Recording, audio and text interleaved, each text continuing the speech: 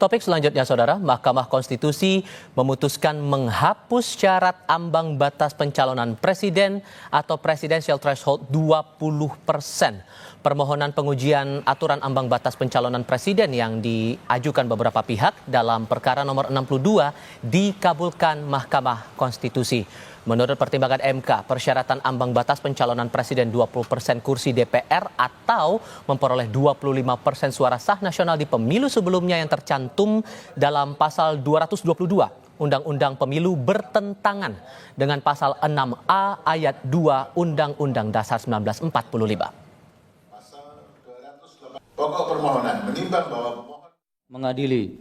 1. Mengabulkan permohonan para pemohon untuk seluruhnya.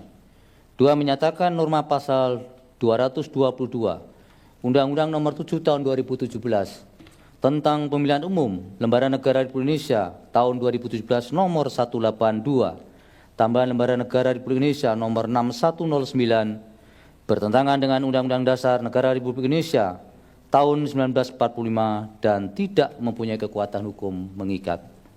3. Memerintahkan pemuatan putusan ini dalam Berita Negara Republik Indonesia sebagaimana mestinya. Penghapusan ambang batas pencalonan presiden 20% membuat semua partai politik peserta pemilu berhak mengusulkan pasangan calon presiden dan wakil presiden.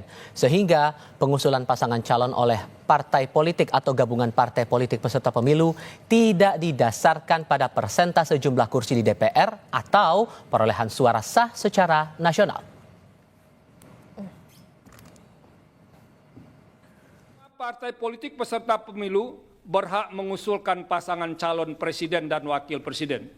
2. Pengusulan pasangan calon presiden dan wakil presiden oleh partai politik atau gabungan partai politik peserta pemilu tidak didasarkan pada persentase jumlah kursi di DPR atau perolehan suara sah secara nasional.